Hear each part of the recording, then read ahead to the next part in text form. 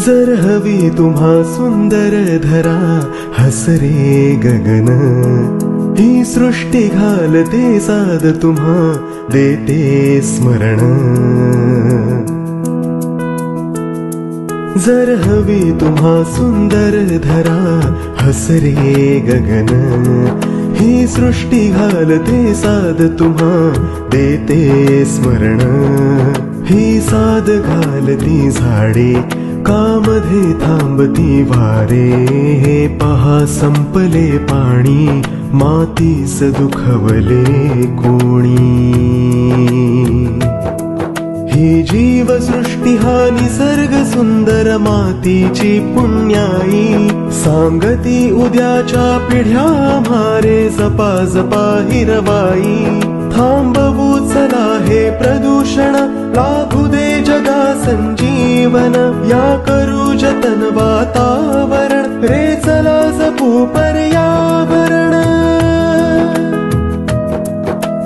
आपले पर्यावरण, आपले पर्यावरण, आपले पर्यावरण, आपले पर्यावरण.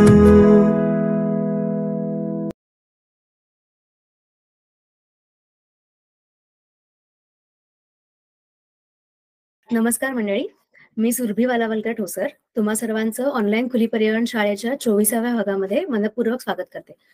खुली पर्यावरण शाळा हा उपक्रम आहे तो ठाणे महानगरपालिका आणि पर्यावरण दक्षता मंडळ यांच्या संयुक्त विद्यमाने सुरू करण्यात आला आहे आणि आज आपण 24व्या भागापर्यंत येऊन पोहोचलो आहोत. दर शुक्रवारी आपण वेगवेगळा विषय घेऊन भेटत असतो आणि आजचा आपला विषय थोडा वेगळा आहे. आज ऍक्च्युली आत्ताच मागच्या याच आठवड्यामध्ये सर्पदिन होऊन गेला, तर त्या निमित्ताने आपण आजचं सेशन आहे ते सर्पदिन विशेष माहिती सत्र ठेवलं आहे. आणि या सर्पदिन विशेष माहिती सत्रासाठी आपल्यासोबत आज आहेत श्री अभय पावगी. अभय पावगी सरांचा थोडक्यात मी तुम्हाला परिचय करून देते. 2019 पर्यंत त्यांनी मल्टीनॅशनल कंपनीमध्ये कार्यरत होते ते. त्यानंतर 2020 पासून त्यांनी स्वतःच्या व्यवसायाला सुरुवात केली. गिर्यारोहण असू दे, रॉक क्लाइम्बिंग आहे, wild life photography, bird watching ह्याची त्यांना भरपूर आवड आहे आणि मागील 25 वर्षांपासून ठाणे शहर व आसपासच्या परिसरामध्ये सर्पमित्र आणि पक्षीमित्र म्हणून ते प्रसिद्ध आहेत. 2008 साली वन खात्यातर्फे त्यांना स्नेक रेस्क्यू आणि रिलीजचे लायसन्स देखील प्राप्त झाले आहे. अभय सरांना मी आता विनंती करते की त्यांनी आजच्या सेशनला सुरुवात करावी.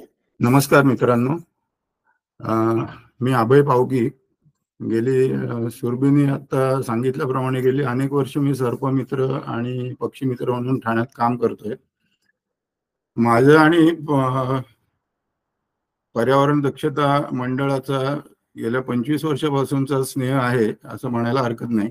कारण ठाण्यामधला सर्पमित्र म्हणून पहिला सत्कार माझा जर कोणी केला असेल तर त्यावेळेच्या पर्यावरण दक्षता मंच त्यावेळी होता, आता त्याचं मंडळ झालंय. आणि हा सत्कार मला विशेष लक्षात अशासाठी आहे कारण तो ज्येष्ठ साहित्यिक कैलासवासी शन्ना नवरे यांच्या हस्ते केला गेला होता. आता याच्या पुढे आपण आपल्या विषयाला सुरुवात करूया. आता नुकताच जागतिक सर्पदिन होऊन गेला 16 तारखेला. त्यानिमित्ताने आपल्या समोर जी स्लाइड दिसतेय त्याच्यामधले सगळे साप कधी ना कधी मी स्वतः रेस्क्यू केलेले आहेत आणि त्याच्यातले काही सापांचे फोटो मी काढलेत, काही माझ्या फोटोग्राफर मित्रांनी काढलेले आहेत. अनुभव आपल्या बरोबर शेअर करणारे ते घोरपडीच्या संदर्भातले आहेत आणि त्याच्या आधी आपण थोडस मी सापांबद्दल बोलतो. आता आपल्या समोर एक स्लाइड येईल ती हे याला इंग्रजीमध्ये बिग फोर असं म्हटलं जातं. म्हणजे हे 4 जे साप आहेत हे भारतात मिळणाऱ्या 300-350 जातींमधले जे अत्यंत विषारी जे समजले जातात, म्हणजे जे माणसाला अपायकारक आहे. याचा अर्थ याचा दंश झाल्यानंतर योग्य वेळेत आणि योग्य उपचार जर झाले तर माणूस 100% वाचू शकतो, पण तसे झाले नाहीत तर माणूस दगावण्याची शक्यता असते. त्याच्यातले हे वरचे 2 बघितले तर डावीकडचा पहिला सॉस्केड व्हायपर, म्हणजे ज्याला मराठीमध्ये फुरसं म्हणतात, त्याच्या बाजूला आहे तो वेगळं सांगण्याची आवश्यकता नाही, पणा काढलेला आहे त्यामुळे तो नाग आहे हे सर्वांनी ओळखलंच असेल. त्याच्या खाली डाव्या बाजूचा जो गुंडाळी करून बसलेला फोटो काढलाय तो याला मराठीमध्ये गोणस आणि इंग्रजीमध्ये रसल स्वायपर असं संबोधतात. आणि त्याच्या बाजूचा जो फोटो आहे तो आहे कॉमन क्रेट, म्हणजे मराठीमध्ये ज्याला मण्यार म्हणतात. हे हे विषारी साप आपल्याकडे आहेत. आता तुमच्याशी जे अनुभव मी शेअर करणार आहे ते मी मुद्दामून असे 2 अनुभव निवडलेत. दोन्ही घोरपडीचेच अनुभव आहेत, पण ते सांगत असताना तुम्हाला लक्षात येईल की एका अनुभवामध्ये मी ती घोरपड पकडली आहे आणि दुसऱ्या अनुभवामध्ये मी ती घोरपड पकडली नाहीये, पण तिच्याच भागामध्ये कसं रिहॅब तिला केलंय. तर आपण पहिल्या अनुभवाला मी सुरुवात करतो. ही जी घोरपड आहे ही साधारण 25 वर्षांपूर्वी कळवा भागामध्ये मी पकडलेली आहे. आणि त्यावेळेला मला घोरपड पकडण्याचा अनुभव नव्हता. ऐकून कोणाकडचं बघून किंवा एखाद्या व्हिडिओमध्ये बघून फक्त मला माहिती होतं. पण सर्पमित्र म्हणून लोकांना मी बऱ्यापैकी माहिती झालेलो होतो. आमचा एक मित्र आहे जितेंद्र म्हणून, त्याचा मला फोन आला. त्यावेळेला सोशल मीडिया आणि स्मार्टफोन पण उपलब्ध नव्हते. साध्या आपल्या फोनवरनं त्याचा फोन आला मला. तो म्हणाला कळव्याला त्याच्या मित्राच्या इकडे एक घोरपड आली आहे आणि त्याला लोक किंवा लहान मुलं दगड मारतायत, तर तू जाशील का तिथे. मी म्हटलं नक्की जाईन मी.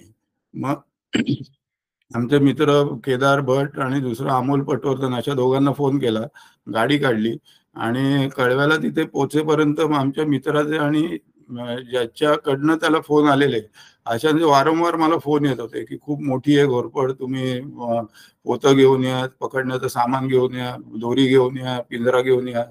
शेवटी मी एका ठिकाणी थांबलो आणि त्यांना म्हटलं की मी येऊ ना का नको येऊ. ते बोलले नाही नाही या ना तुम्ही.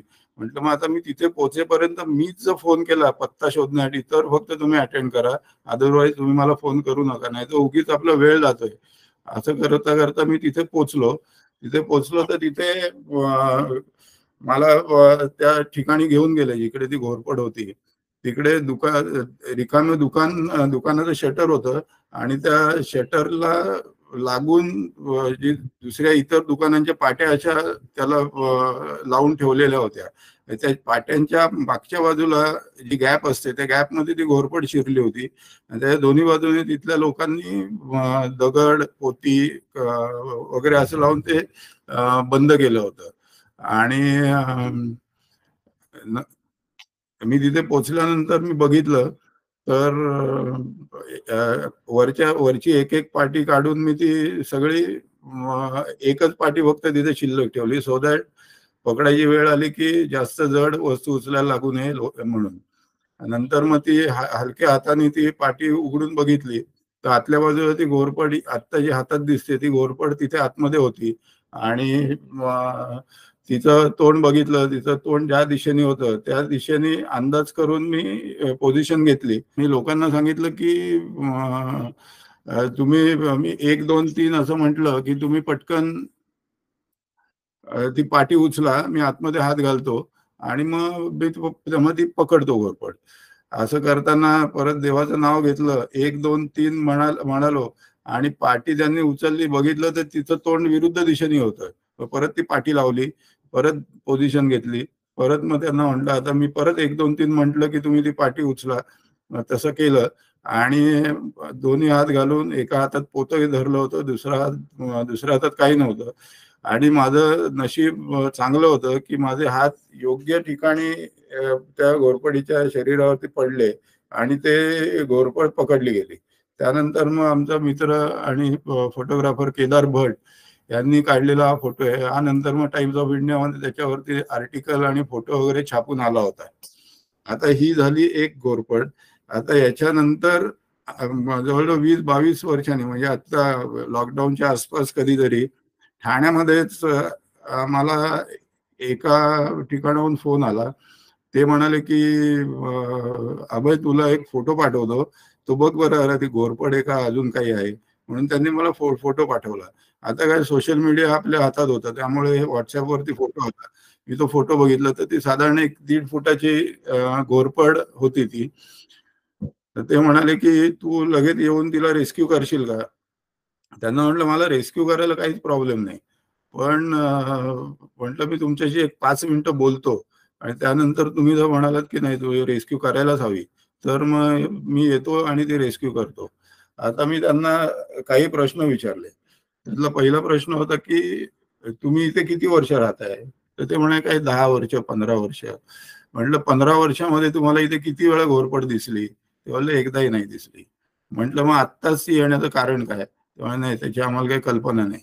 म्हटलं माझ्या अंदाजाने मी तुम्हाला सांगतो, तुमच्या आजूबाजूला कुठेतरी ड्रेनेजची कामं चालू झाली असतील आणि सर्वसाधारणपणे ड्रेनेजचे जे होल्स असतात त्याच्यामध्ये याचं वास्तव्य असल्याचं मी बघितलेलं आहे. तर ते म्हणाले हो, आमच्या मागच्या बाजूला एक ड्रेनेजचं काम चालू झालंय आणि आमच्या निदर्शनात असं आलंय की ते काम चालू झाल्यापासूनच ही घोरपड आमच्या प्रिमायसेस मध्ये येते आणि परत जाते. म्हटलं ठीक आहे, आता ती तुमच्या इकडे येत असेल त्याचं कारण काय असेल? तर तिला काहीतरी खाद्य मिळत असणार. तर तुमच्याकडे उंदीर आहेत का? तर त्यांनी मला सांगितलं की आमच्या इकडे भरपूर उंदीर आहेत, पण गेल्या 1.5-2 आठवड्यात तिचं वावर इकडे व्हायला लागल्यापासून मला आणि माझ्या पत्नीच्या असं लक्षात आलंय की उंदरांची संख्या हळूहळू रोडावत चालली. म्हटलं मग आता तिसरा तुम्हाला शेवटचं एक सांगतो की ती तिचं काम झालं की तिच्या मार्गाने ती निघून जाईल. आता इकडे तुमचं स्वतःच स्वतंत्र घर असल्यामुळे तुम्हाला कोणाची परवानगी काढायची आवश्यकता नाही की सोसायटीच्या कमिटीला विचारा, चेअरमनशी बोला, प्रेसिडेंटशी बोला, निर्णय तुमचा तुम्हाला घ्यायचा आहे. आता तुम्हाला सांगतो की ही घोरपड त्याच्यावरच्या कुठल्याही प्रकारच्या अंधश्रद्धेला बळी न पडता ती तिच्या शेपटी मारत नाही, तिची विषारी नाहीये, ती तुमच्या अंगावर येणार नाही, ती तुमच्या घरात शिरणार नाही. असं असताना तिला पकडून दुसरीकडे सोडून देण्यापेक्षा तिला इथेच राहू देत.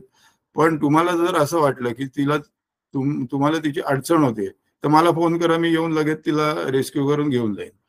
त्याच्यामुळे होईल काय की तुमच्या इथले उंदीर कमी होण्यासाठी पण मदत होईल आणि तिचा कार्यभाग साध्य झाला की ती इथनं निघून जाईल. त्याप्रमाणे त्यांनी ऐकलं. त्यानंतर लागोपाठ 3 महिने दर काही दिवसांनी मी फोन करून त्यांना विचारत होतो. 4थ्या महिन्यामध्ये त्यांचं उत्तर मला आलं की आता आमच्या इथे उंदीरही दिसत नाहीयेत आणि घोरपडही इथनं निघून गेली. त्यानंतर मग त्यांना मी सांगितलं की आपण जेव्हा ती जर घोरपड मी पकडून घेऊन गेलो असतो तर तुमच्या इकडे असलेल्या उंदरांच्या सुळसुळाटासाठी तुम्ही हजारो रुपये खर्च करून पेस्ट कंट्रोल केलं असतं. त्या पेस्ट कंट्रोलमध्ये असलेली जी केमिकल्स आहेत ती किती हॅझार्डस असतात आणि काय याची आपल्याला कल्पना नसते. पण ती हॅझार्डस असतात असं गृहीत धरलं तर ती केमिकल्स तुम्ही सिस्टीम मध्ये टाकणार आहात आणि त्या सिस्टीम मधनं कसं तरी ते तुमच्या आणि आमच्या पोटातच ती परत केमिकल्स येणार आहेत.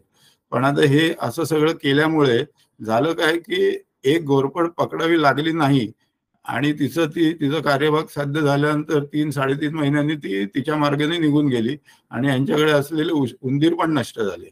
हे 2 अनुभव मी अशासाठी कथन केले.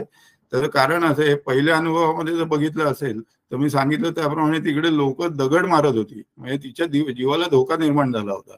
म्हणून मी ती गेलो आणि ती रेस्क्यू केली. आणि दुसऱ्या अनुभवामध्ये ती रेस्क्यू करायची आवश्यकता पडली नाही. ज्यांच्याशी माझं बोलणं होत होतं ते समजूतदार असल्यामुळे त्यांनी मी सांगितलेलं, माझ्यावर विश्वास ठेवून ते मी सांगितलेलं मान्य केलं आणि एका घोरपडीची अशीच सोडवणूक झाली रेस्क्यू न करता. आता हे झाले घोरपडीच्या संदर्भातले. तर आता सर्पदिनाचं निमित्त पण आहे, तर एक मी सापाचा एक अनुभव आपल्याशी शेअर करतो. तो म्हणजे काही वर्षांपूर्वी नागपंचमीच्या दिवशी मला एक कॉल आला फायर ब्रिगेडकडनं. वागळे इस्टेट आणि त्या भागामध्ये असलेल्या एका छोट्या वस्तीमध्ये एका घराच्या छपरावरती नाग आहे असं मला त्यांनी सांगितलं. मग मी लगेच सामानाची जुळवाजुळव केली, कोणा मित्र वगैरे कोणाला तरी बोलवलं आणि आम्ही तातडीने तिकडे गेलो. त्यानंतर त्या छपरावरती एक पावसाळ्यासाठी असं ते प्लॅस्टिकचे कागद वगैरे पेपर घातला होता आणि त्याच्या खाली वगैरे ती एक साप होता. प्रत्यक्षात जेव्हा साप पकडला तेव्हा तो नाग नव्हता, ती एक छान एक 7-8 फुटाची धामण होती. आणि पकडून जेव्हा आम्ही खाली आलो त्यावेळेला बघितलं तर जेव्हा मी साप पकडायला जातो त्यावेळेला माझं कॉन्सन्ट्रेशन पूर्णपणे ते साप पकडण्याकडे असते, त्यामुळे आजूबाजूला काय घटना घडतायत त्याच्याकडे लक्ष जात नाही. पण हे साप तो पकडून बॅगेत टाकून जेव्हा मी आलो बाहेर तेव्हा माझ्या लक्षात आलं की तिकडे साधारण 5-50 बायका गोळा झाल्या होत्या आणि त्या सगळ्यांच्या हातामध्ये त्यांच्या घरामध्ये जे काही भांड वाटी तपेलं जे काय मिळेल त्याच्यात भरून ते दूध घेऊन आल्या होत्या नागपंचमीच्या दिवशी सापाला दूध पाजण्यासाठी. मग अजून थोडा वेळ मी तिथे काढला, सगळ्यांना गोळा केलं आणि त्यांना साप कसा दूध पित नाही किंवा नागाला सापाला दुधाचा कसं नॉशिया असतो किंवा त्याच्यामुळे त्याला कशी ॲलर्जी त्याच्यामध्ये निर्माण होऊ शकते त्याचं महत्त्व पटवून दिलं. पकडलेला साप कुठला आहे त्याच्याबद्दल दुसरी माहिती दिली. तो शेतकऱ्याचा मित्र कसा आहे, तो किती उंदीर खातो, या सगळ्या गोष्टी सांगितल्या. आणि त्यांना म्हटलं की तुम्ही हे जे सगळं, मला माहिती होतं की त्यांच्या घरामध्ये असलेल्या जी लहान मुलं असतील त्याच्यातल्या अनेक मुलांना त्यांनी उपाशी ठेवून त्यांच्याकडे असलेलं दूध त्या घेऊन आलेल्या अंधश्रद्धेला बळी पडून सापाला पाजण्यासाठी. तर त्यांना म्हटलं की ते तुमच्या घरच्या बाळांना पिल्लांना ते दूध पाजा आणि अजून जर शिल्लक राहणार असेल तर मला दिलं तरी चालेल, मला काही हरकत नाही. असं करून मग ती धामण होती जी तिकडे पकडली, त्याचा हा सोडण्याच्या आधी तिथे फोटो काढता आला नव्हता पाऊस असल्यामुळे, त्यामुळे सोडण्याच्या आधी घरामध्ये तिला सोडून तिचा फोटो एक काढलाय आणि तिचाच हा जवळून काढलेला फोटो. धन्यवाद. आता कोणाला काही प्रश्न असतील तर ते तुम्ही विचारू शकता. धन्यवाद अभय सर. धन्यवाद. तुम्ही खूप छान पद्धतीने आज सापाविषयी आणि घोरपडीच्या रेस्क्यू विषयी सगळ्यांना अनुभव सांगितले. अनुभवातून आपण कसं शिकत असतो याबद्दल खूप एक छान हे होतं. तर आता मी आपल्या पार्टिसिपंट्सना विनंती करते की त्यांनी स्वतःला अनम्यूट करून प्रश्न विचारायला हरकत नाहीत. असं मगाशी एक दूध पिण्याबद्दल तुम्ही सांगितलं, त्याच्या अनेक अजून अंधश्रद्धा आहेत ज्या सापांशी जोडलेल्या आहेत. अशा कुठल्या अजून अंधश्रद्धा आहेत? भरपूर अंधश्रद्धा आहेत. त्याच्यामध्ये एक दूध पिण्याचं मगाशी एकदा सांगितलं. त्यानंतर हरणटोळ नावाचा जो साप आहे, ज्याला इंग्रजीमध्ये व्हाईट स्नेक म्हटलं जातं, त्याच्याबद्दल एक अशी अंधश्रद्धा आहे की तो झाडावरचा साप असल्यामुळे झाडावरती तो असेल आणि खालून माणूस जाताना तो माणसाच्या डोक्यावरती टाळूच्या इथे दंश करतो आणि त्याच्यामुळे माणूस तात्काळ मरण पावतो.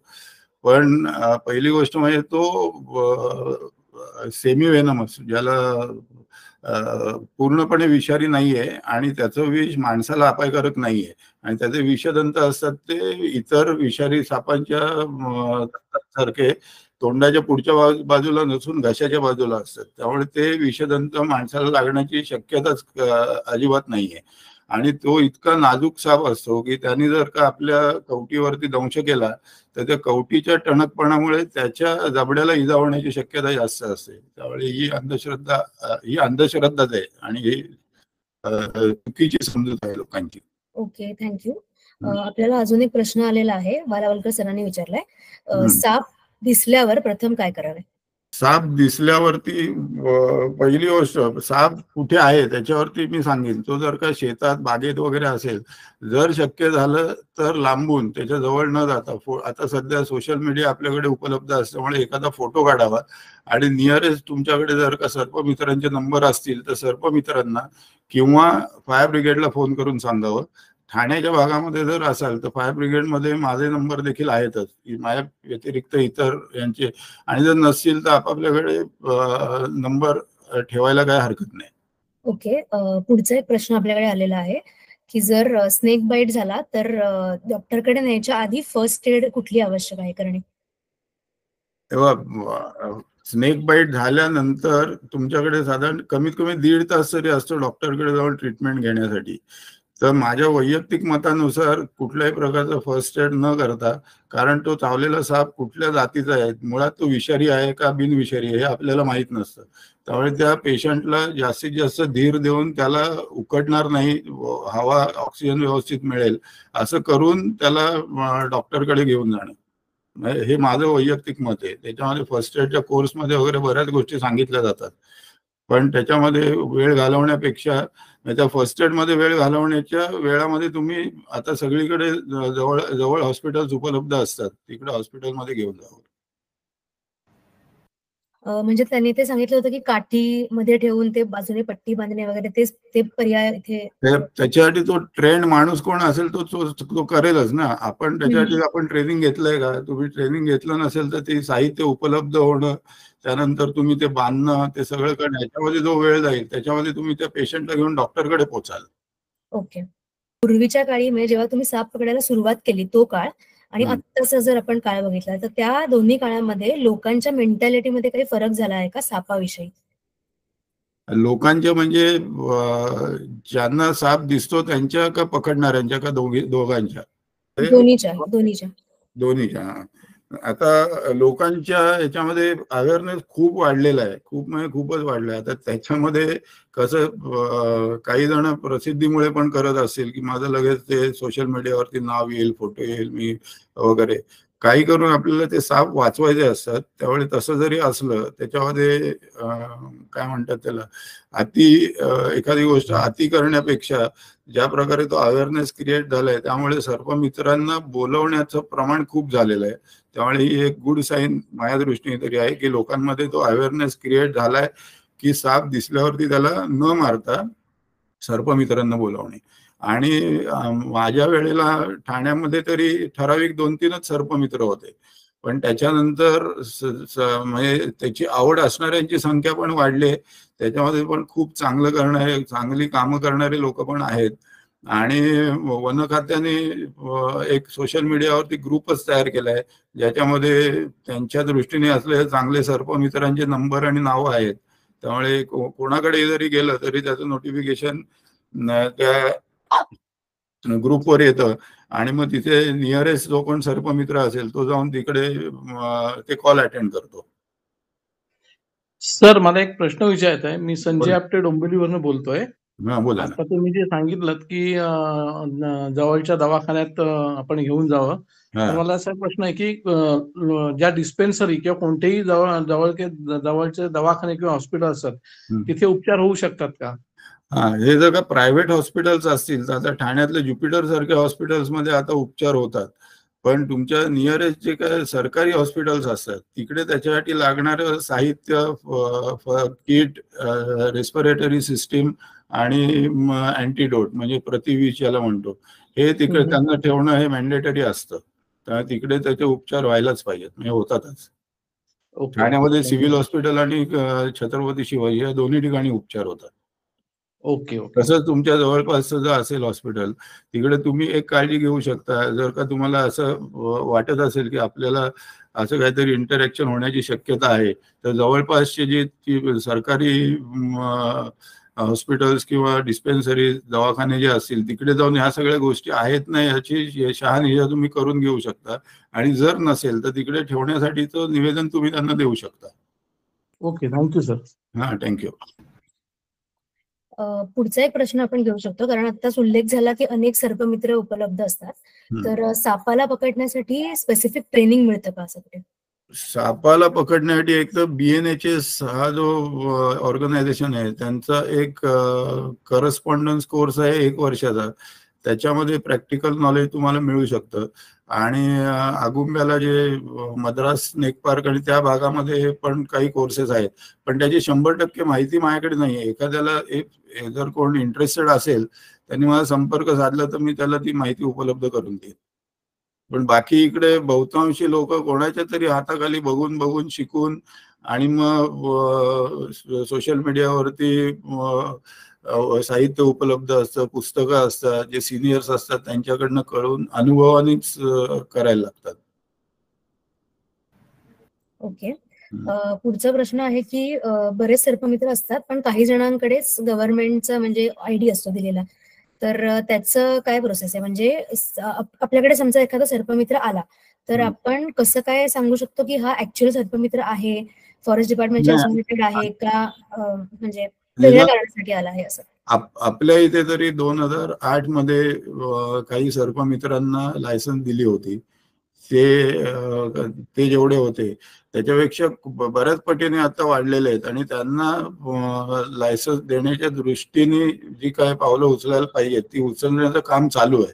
पण आता तुमच्याकडे येणारा जो सर्पमित्र आहे तो जर का त्याचं नाव जर का त्या वन खात्याच्या ग्रुपमध्ये असेल तर त्याला आपण ऑथेंटिक समजायला काय हरकत नाही. मला अजून एक गोष्ट जाणून घ्यायला आवडेल की सर तुमचा प्रवास कसा सुरू झाला या सगळ्यातला, आणि तुम्हाला सापांची आवड कशी निर्माण झाली आणि ओव्हरऑल प्रवास कसा होता? प्रवास साधारण 83-84 पासून मी माझं ट्रेकिंग चालू केलं आणि त्यानंतर अनेक वर्ष ट्रेकिंग, रॉक क्लाइम्बिंग या सगळ्या गोष्टी करत असताना 1 किंवा 2 वेळा असे प्रसंग आले आयुष्यात की सापाशी सामना झाला किंवा समोर साप आला आणि त्यावेळेला काय करायचं ते खरं तर आम्हाला माहिती नव्हतं. पण इकडून तिकडून ऐकलेल्या बातम्यांनुसार आता स्तब्ध उभे राहा, तो नाग निघून जाईल वगैरे अशा घटना घडल्या होत्या तुरळक. पण त्यानंतर मग मी विचार केला की आपल्याला असं जंगलात आणि डोंगरात भटकायचं असेल तर आपल्याला निदान जुजबी माहिती, त्यावेळेचा माझा विचार, निदान थोडी तरी माहिती असायला हवी. पण त्यावेळेला असं काही खूप साहित्य उपलब्ध नव्हतं. पण आपली सृष्टी आपले धनचे 2 खंड त्यावेळेला प्रकाशित झाले होते आणि त्याच्यामधल्या दुसऱ्या खंडामध्ये सापाबद्दलची माहिती होती. ती आमच्या एका मित्राकडे ते खंड होते, तिकडे जाऊन मी बघून वाचून थोडी असं ते लक्षात ठेवलेलं. त्यानंतर बरीच वर्ष मध्ये गेली, त्यानंतर परत कधी साप पकडण्याचा किंवा असा प्रसंग आला नाही. पण नंतर मी नोकरीनिमित्त तळेगाव दाभाडे पुण्याजवळच्या तळेगावमध्ये होतो. तिकडे मी एका सर्पमित्र ग्रुपच्या संपर्कात आलो. तिकडे त्यावेळेला मी एकटाच होतो, लग्न पण माझं झालं नव्हतं. त्यामुळे मी भाड्याने ज्या ब्लॉकमध्ये राहत होतो तिकडे हळूहळू ते साप ठेवायला सुरुवात झाली तिथल्या लोकांकडनं. कारण मुळात तिकडे आजूबाजूच्या गावकऱ्यांसाठी आम्ही जे स्नेक्स अवेअरनेस प्रोग्राम करायचो त्याच्यासाठी साप आमच्याकडे तेव्हा असायचे. त्याच्यामुळे मला तिकडे कॅप्टिव्हिटीमध्ये जर ठेवायला लागले तर त्याचं संगोपन कसं करायचं त्याची देखील माहिती व्हायला लागली. तिकडे बरेच जण त्या ग्रुपमध्ये बरेच जण सगळे सिनियर लोक साप पकडणारे, रेस्क्यू करणारे होते. त्या 3-4 वर्षाच्या कालावधीत त्या दिवसाला ऑन अँड ॲव्हरेज 3 सापाचे रेस्क्यू मी करत होतो. त्यानंतर मी नोकरी बदलून ठाण्यात आलो. ठाण्यात आल्यानंतर मला असं वाटलं की आता ही ऍक्टिव्हिटी आपली बंद झाली. पण मला पहिलाच साप मी ज्या कंपनीत काम करत होतो त्या कंपनीच्या प्रिमायसेस मध्ये मिळाला. दुसरा साप भिवंडी जवळ एका ठिकाणी कोणाला तरी ऐकून होतं मी साप पकडतो किंवा पकडू शकतो म्हणून फोन आलेला, म्हणून मिळाला. मग तो सोडायला जायला सुरुवात केली. मग केदार भट सारखे फोटोग्राफर संपर्क झाले. मग त्यांनी ती बातमी आणि आर्टिकल पेपरामध्ये दिलं आणि असं करत करत ते ऍक्टिव्हिटी मोठी होत गेली. पण माझं म्हणजे ते इतक्या वर्षामध्ये सगळं वन मॅन शोज आहे. माझे कोण संघटना आहे किंवा ग्रुप आहे असं काही नाहीये. आणि त्याच्याच अनुषंगाने मग सगळ्या गोष्टी एकमेकाची लिंक असल्यामुळे गेल्या काही वर्षामध्ये मग ते जखमी पक्ष्यांचे कॉल यायला लागले. मग ते पक्षी मुख्यत्वे पोपट, घुबड आणि घार हे माझ्या गेल्या काही वर्षामध्ये प्रत्येक पक्षी कमीत कमी 50, 60, 70 तरी मी रेस्क्यू करून बरे करून सोडले असतील. खूपच सुंदर आणि असं म्हणजे इन्स्पिरेशन घेण्यासारखा प्रवास आहे. एक प्रश्न आपल्याला आलेला आहे की म्हणजे युजली कसं होतं की साप बघितला की भीती असते लोकांच्या मनात. तर तुम्हाला स्वतःला भीती नाही का वाटली याविषयी सुरुवातीला? नाही वाटली. आता त्याच्यात मी एक थोडस सांगू शकतो. एक तर मला स्वतःला भीती नाही वाटली आणि दुसरं माझं वैयक्तिक मत असं आहे की एखाद्या ठिकाणी साप निघाला आणि तिकडे त्याला बघण्यासाठी 100 लोकांनी जर का तिथे सर्कल करून उभे असतील तर त्याच्यातलं ना 1 किंवा 2 जण असे असतात जे काठी किंवा दगड घेऊन त्या सापाला मारायला पुढे येतात. ते जे 2 जण असतात ना ते चांगले सर्पमित्र होऊ शकतात कारण त्यांना भीती नाहीये, बाकीचे लोक नाही होऊ शकत, असं माझं वैयक्तिक मत आहे. कारण अशी उदाहरणं पण माझ्यासमोर आहेत. आम्ही तळेगावला आणि त्या भागात असताना जे लोक असे आहेत त्यांना आम्ही बोलून आणि हे करून नंतर ते चांगले सर्पमित्र झालेले आहेत. ओके. आणि त्याला जोडून पुढचं असं आहे की घरातल्यांचा सपोर्ट कसा असतो, म्हणजे जेव्हा तुम्ही सांगता की मी एखाद्या ठिकाणी साप रेस्क्यू करायला चाललोय तेव्हा त्यांची परवानगी असते या गोष्टीसाठी का कसं असतं ते? हा म्हणजे आमच्या घरामध्ये माझ्या बायको, माझं लग्न जेव्हा ठरलं तेव्हा मी सगळ्या गोष्टी तिकडे सांगितलेल्याच होत्या. ते माझ्या तळेगावच्या माझ्या घरी येऊन सगळं बघून वगैरे गेले होते. त्यामुळे तिने आक्षेप घेण्याचा काही प्रश्न नव्हता तसा, कारण माझा सपोर्ट होताच तिचा. आणि त्याच्या आधी आई बाबांचा पण मला तसा सपोर्ट राहिलेला आहे. म्हणजे एखादी गोष्ट चुकीची करत नाही ना, एवढं फक्त बघितलं जायचं. बाकी मला सपोर्ट कायम माझ्या घरच्यांकडनं, माझ्या मुलीकडनं, आई बाबांकडनं, सगळ्यांकडनं होता. ओके. आणि आजकाल अशा बऱ्याच केसेस येतात की रेस्क्यू करताना बाईट झाला, स्नेक बाईट. म्हणजे बरेचसे असे काही सर्पमित्र आहेत जे डायरेक्टली हाताने वगैरे वेनमस स्नेक्स पकडतात. तर आणि ठाण्यातल्या पण बऱ्याच सर्पमित्र, 2-3 सर्पमित्रांना मला असं माहितीये की त्यांना बाईट झाला होता. तर तुमच्यासोबत असा कुठला अनुभव ह्याच्या आधी आला आहे का?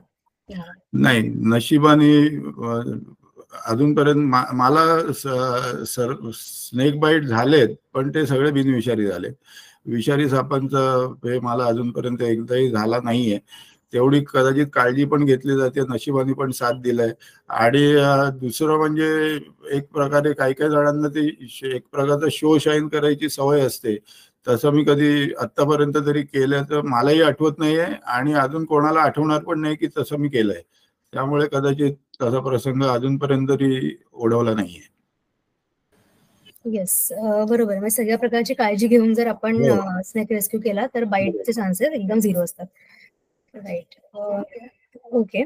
पूर्वीच्या मला स्पीशीज वाईज थोडंसं विचारायचं होतं की पूर्वी एखादी स्पीशीज जास्त मिळायची, म्हणजे रेस्क्यूचे कॉल्स जे यायचे ना, तर असं कुठलं होतं की पूर्वी एखादी स्पीशीज जास्त मिळायची आणि आता ती जास्त मिळते असं, किंवा मोस्ट ऑफ द रेस्क्यूचे कॉल हे कुठल्या स्पीशीज साठी असतात? आता आपल्या भागामध्ये किंवा आउटस्कर्ट्सला येणाऱ्या याच्यामध्ये एक पावसाळ्याच्या याच्यामध्ये पाणदिवडाचे कॉल्स भरपूर येतात. त्यानंतर धामणीचे कॉल असतात, व्हायपरचे कॉल असतात, आणि क्रेट आणि सॉस्केट व्हायपरचे पूर्वापारच आपल्या इकडे, म्हणजे ठाण्यामध्ये फुरसं मी स्वतः एकही पकडलं नाही. जे पकडले ते माझ्या कंपनीत नवी मुंबईला काही 20-25 वर्षांपूर्वी पकडलं होतं. आणि ठाण्यामध्ये आतापर्यंत मी 2च मण्यारी पकडलेत. पण मण्यारी दिसण्याची शक्यता पण कमी आहे, कारण त्या नॉक्टर्नल असल्यामुळे रात्रीच्या वेळी त्यांचा वावर असतो. त्यामुळे बाकी हे सगळे आहेत हे आपल्या भागामध्ये व्यवस्थित जे पूर्वी मिळत होते तसेच आताही मिळत आहेत. ओके. म्हणजे गावाकडे किंवा बऱ्याचदा शहराकडे पण असं होतं की एखादा साप जर आपल्याला चावून गेला आणि त्याच्यानंतर मग सिम्पटम्स असतात, परंतु साप चावल्यानंतर लगेच आपल्याला समजू शकतं की तो विषारी आहे की बिनविषारी आहे. ते ओळखण्यासाठी काही मेजर्स आहेत का? नाही, त्याची मेजर्स नाही आहेत. म्हणजे तो तुम्ही बघितला, त्याला पकडला, किंवा आता स्वतःचा जीव लक्षात घेता त्याला मारला आणि डॉक्टरकडे घेऊन गेलं, किंवा माहितगाराला दाखवला आणि कळलं तरच. अदरवाईज ते पुस्तकी याच्यामध्ये जे असे 2 ठिपके आणि त्याच्यावरनं डिफिकल्ट, म्हणजे तसं कठीण आहे ओळखणं. जोपर्यंत त्याची साप चावल्याचे सिम्पटम्स जोपर्यंत त्या पेशंटवर दिसायला सुरुवात होत नाही, तोपर्यंत तुम्हाला डॉक्टर देखील ट्रीटमेंट चालू करणार नाही. त्याच्या आधी जी काही प्रायर तयारी जर असेल तर ती डॉक्टर करून ठेवेल. पण त्याला अँटीडोट जो आहे, प्रतिविष, हे सापाच्या विषापासूनच बनवलेलं असल्यामुळे ते त्याला जोपर्यंत खात्री पटत नाही की याची अवस्था ही जी आहे ही साप चावल्यानंतर सापाच्या विषामुळे झालेली आहे, तोपर्यंत ती ट्रीटमेंट देणार नाही. अंडर ऑब्झर्वेशन ठेवले ते. ओके. आणि सिम्पटम्स वरून कळू शकतं कुठला साप चावला आहे असं? कळू शकतं. आता त्याच्यामध्ये मण्यार बघितलं तर त्याचे ॲज सच सिम्पटम्स काहीच नाही आहेत, आणि त्याचे 99% काय जवळजवळ 100% दंश हे रात्रीच्या वेळेतच होतात, कारण तो नॉक्टर्नल असल्यामुळे. आणि दिवसा त्याला इतर सापांच्या तुलनेमध्ये देखील दिसत नाही. त्यामुळे त्याचा वावर आणि त्याचा ऍक्टिव्हनेस हा सगळा रात्रीच असतो. त्याच्या बाबतीमध्ये सिम्पटम्स लक्षातच येत नाही, कारण झोपेत तो बाईट झालेला असतो आणि तो न्यूरोटॉक्सिक असल्यामुळे झोपलेल्या माणसाला अजून पुढच्या स्टेजला तो जायला सुरुवात होते. पण बाकी नाग असेल तर तो फण्यामुळे तो लक्षात येतो की हा नाग होता. बाकी फुरसं आणि गोणं त्याचे जे सिम्पटम्स आहेत ते आहेत. म्हणजे लोकल जिथे चावलं असेल तिथे स्वेलिंग होणं, गिडीनेस येणं, वॉमिटिंग होणं, किंवा जखमांमधनं रक्त बाहेर पडायला लागणं, या खूप पुढच्या सिव्हिअर स्टेजेस आहेत. ओके. आणि आपण असं बऱ्याचदा ऐकतो की समजा एखाद्यांच्या म्हणजे ह्युमन अॅनिमल कॉन्फ्लिक्ट असते बऱ्यापैकी मोठ्या प्रमाणामध्ये, म्हणजे एखाद्यांच्या ह्याच्यामध्ये वाघ आला किंवा एखाद्या वन्य प्राण्याने हल्ला केला तर त्यांना त्याचं कॉम्पेन्सेशन मिळतं. तसंच जर एखाद्यांना साप चावला विषारी आणि दुर्दैवाने त्या व्यक्तीचा मृत्यू झाला तर त्यांना त्याचं कॉम्पेन्सेशन मिळतं का? अजून तरी माझ्या माहितीत अजून तरी तशी व्यवस्था नाहीये, पण सर्पमित्रांसाठी काहीतरी करण्यात बोलणी चालू आहेत किंवा प्रयत्नात आहेत असं एवढंच ऐकलंय मी. त्याच्यावरती डिटेल्स मला माहित नाही. ओके. जसं आपण म्हणतो की मोठे म्हणजे 4 आपण आता बिग 4 व्हेनमस बघितले, तर त्यांचे जे पिल्लं असतात ती पण तेवढीच विषारी असतात का? हो, ती पण तेवढी. एक तर ह्या बिग फोर्स मध्ये जी फुरसं आणि घोणस हे तर फुरसं, घोणस, नाग आणि मण्यार या चारीची मण्यार आणि नाग असतो ती अंडी देतात आणि फुरसं आणि घोणस जे आहेत ते पिल्लांना जन्माला घालतात आणि जन्माला आलेली पिल्लं किंवा अंड्यातनं बाहेर आलेली पिल्लं ही तेवढीच विषारी असतात जेवढी मोठ्या फुल ग्रोन सापाची असेल. एखादा साप पकडला पण एक तर मुळामध्ये लोक घाबरतात आणि आम्ही तुमच्यासारख्या सर्पमित्रांना बोलावतो, तो पकडला आणि मग जंगलात सोडला, बरोबर आहे ना? पण असं ऐकलं आहे मी कधी कधी तसं होत नाही किंवा असंच कुठेतरी सोडलं जातं, तर याबद्दल तुम्ही काय सांगाल? हा माझा पहिला प्रश्न आहे. किंवा मग आता उदाहरणार्थ तो साप जर का खारफुटी जंगलामध्ये आढळत असेल किंवा त्याचं राहणं तिथे असेल, तिथला आदिवास असेल, तर मग त्याला उचलून जंगलातच सोडणं योग्य आहे का? असं पण आहे. आजकाल सापांची तस्करी म्हणजे तस्करी म्हणण्यापेक्षा त्यांची स्किनचा वापर विविध गोष्टी किंवा काय म्हणतात असं हे केलेलं आहे की त्याच्यासाठी वापरला जातो, स्किनचा वापर केला जातो. म्हणजे त्याबद्दल थोडक्यात मला जास्त समजलं तुमच्याकडनं तर आवडेल. आणि सापाला आपल्याकडे पूर्वीपारच म्हटलं जातं की शेतकऱ्याचा मित्र म्हणजे उंदीर खाणं किंवा काय असं आहे, तर म्हणजे त्याबद्दल पण थोडस म्हणजे सविस्तर सांगा. तुमच्या सापाच्या स्किनच्या तस्करीबद्दल पहिलं सांगतो की ज्या गावाला जायचं नाही त्याचा रस्ता विचारण्याची काही आवश्यकता नाही, त्यामुळे मला त्याच्याबद्दल ऍब्सोल्युटली काही माहिती नाहीये. दुसरी गोष्ट म्हणजे माझ्या बाबतीत जर का विचाराल तर मी सांगू शकतो की जो साप मी पकडतो त्याला त्याच्याच आदिवासात सोडतो. बाकीचे इतर कोणी जर का काही करत नसावेत पण जर करत असतीलच जर तर त्यांच्याबद्दल मला स्वतःला काही माहिती नाहीये, कारण जेवढे म्हणून आपल्या इथले सर्पमित्र आहेत ते लोक त्या सापाला त्याच्या आदिवासातच सोडतात आणि त्याच्यावरती ज्या सरकारी जे काय बॉडीज आहेत त्यांचं लक्ष पण असतं, मॉनिटरिंग असतं, त्याचे नोटिफिकेशन येत जात असतात. त्यामुळे असं कोण करत असेल असं मला तरी वाटत नाही. म्हणजे आदिवासानुसारच? हो, आदिवासानुसारच. ओके. शेतकऱ्याचा मित्र जो समजला जातो त्याच्यातली थोडक्यात मी माहिती देतो. आता धामण, आता जो स्क्रीनवर ज्याचा फोटो आहे ही धामण, याच्याबद्दल बऱ्याच अंधश्रद्धा पण आहेत की धामण तिची शेपटी म्हशीच्या काय नाकात घालते आणि मग त्याच्यामधलं विष म्हशीला आणि म्हशीच्या शरीरात जाऊन तिचा मृत्यू होतो किंवा अशा अनेक असतील. पण अत्यंत छान आणि भरपूर उंदीर खाऊन राहणारा प्राणी आहे. आता ह्याला शेतकऱ्याचा मित्र का म्हणायचं? एक तर तो बिनविषारी आहे, दुसरी गोष्ट म्हणजे तो पूर्ण वाढ झालेली धामण जेव्हा खाते तेव्हा 4 ते 6 उंदीर दिवसाला त्या दिवसात खाते. आणि तुम्ही जर का बघितलं उंदरांचं प्रजनन इतकं फास्ट होत असतं की एक फिमेल रॅट म्हणजे उंदरी नसते ती तिच्या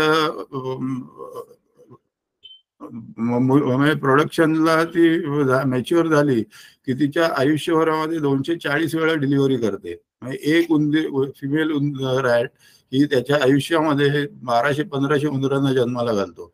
आणि तज्ज्ञ किंवा जे जुने वैज्ञानिक होते त्यांच्या म्हणण्यानुसार एक धामण 1 rat snake is equal to 80,000 rats. आता याचा अर्थ लोकांना असं वाटतं ती काय आयुष्यभरात 80,000 उंदीर खात असेल का? तर तसं हे गणित मांडलेलं नाहीये. ते गणित असं आहे की प्रत्येकाच्या फॅमिली कुठेतरी संपत असते. तर एक उंदीर खाल्ला तर त्याच्यामुळे किती उंदीर नष्ट होणार आहेत, तसं ते गणित मांडून एका धामणीमुळे तिच्या आयुष्यभरात 80,000 उंदीर नष्ट होतात असं सांगितलं गेलंय. म्हणून तिला शेतकऱ्याचा मित्र समजला जातो. ओके, आपण एक शेवटचा प्रश्न घेऊया आता. सापाला टेरिटरी असते का? सापाला टेरिटरी नसते, पण तो काही दिवसांसाठी एखादा पाथ त्याचा असू शकतो. म्हणजे काही पुढच्या 7-8 दिवस एकाच पाथवरनं जाणं येणं असू शकतं. पण तो टेरिटरी इतर कॅट्स किंवा अशा प्राण्यांची जशी टेरिटरी असते तशी काय टेरिटरी तो मार्क करत नाही किंवा टेरिटरी क्रिएट करत नाही. त्याचं मायग्रेशन चालू असतं. ओके, थँक्यू सो मच पुन्हा एकदा सर, की आज भरपूर चांगली चर्चा झाली या विषयावरती. आणि आता आपण आपल्या कार्यक्रमाच्या पुढच्या भागाकडे वळूया. थँक्यू. नेहमीसारख्या पुढच्या कार्यक्रमाचे अनाउन्समेंट आहेत. उद्या शनिवार दिनांक 20 जुलै रोजी आपल्या माझा तलावच्या अंतर्गत घोसाळे तलावाला भेट देणार आहोत आपण, संध्याकाळी 5 ते 6:30 या वेळामध्ये. आणि घोसाळे तलाव सुमेर कॅसलच्या इथे आहे, ठाणे वेस्ट इथे. तर सर्वांनी नक्की या तलावाला भेट देण्यासाठी आमच्यासोबत उपस्थित राहावे. त्यानंतर ग्रीन शॉपी हा आपल्या संस्थेचा एक प्रकल्प आहे, ज्याच्यामध्ये आपण आपल्याकडे बरेच इको फ्रेंडली गोष्टी असतात. तर त्यामध्ये म्हणजे आपण भारतातल्या 30 ते 35 ऑर्गनायझेशन्स कडून अनेक इको फ्रेंडली वस्तू घेतो आणि त्यांना स्टेज प्रोव्हाइड करतो. तर आपल्याकडे म्हणजे बांबूपासून बनवलेल्या वस्तू आहेत, नंतर वाळ्यापासून बनवलेल्या वस्तू आहेत, अशा अनेक इको फ्रेंडली वस्तू आपल्याकडे उपलब्ध आहेत. तर ज्यांना तुमच्या एरियामध्ये सुद्धा आपण हे मोबाईल ग्रीन शॉपी घेऊन येऊ शकतो. तर ज्यांना या गोष्टीसाठी म्हणजे स्टॉल किंवा तुमच्या सोसायटीमध्ये काही लावायचं असेल तर त्यांनी नक्की आपल्याला खालच्याच नंबरवरती संपर्क करावा. नंबर मी एकदा वाचून दाखवते, 9987 334277 9987 334277 या नंबरवरती तुम्ही नक्की संपर्क करून आपली जी फिरती ग्रीन शॉपी आहे ती तुमच्या इथे आपण लावू शकतो. आणि तिथे त्या दृष्टीने आपण लोकांच्या मनामध्ये इको फ्रेंडली लिव्हिंग बद्दल आपण अवेअरनेस क्रिएट करतो या प्रोजेक्टच्या माध्यमातून. त्यानंतर पुढचा एक प्रकल्प आहे जो देवराई हा प्रकल्प आपल्या सर्वांना माहित आहे, जो आपण रुंदे या गावाच्या इथे आपण साधारण 50 एकर एरियामध्ये देशी वृक्ष लावून देवराई निर्माण केली आहे. आणि जानेवारीमध्ये आपण ती सक्सेसफुली फॉरेस्ट डिपार्टमेंटला हँडओव्हर देखील केली आहे. आता तशीच आपल्याला नवीन एक जागा मिळाली आहे टिटवाळ्याजवळ. तिथे साधारण एक 12 एकरची जागा आहे, त्यापैकी 4 एकरमध्ये आपण वृक्षारोपण करत आहोत.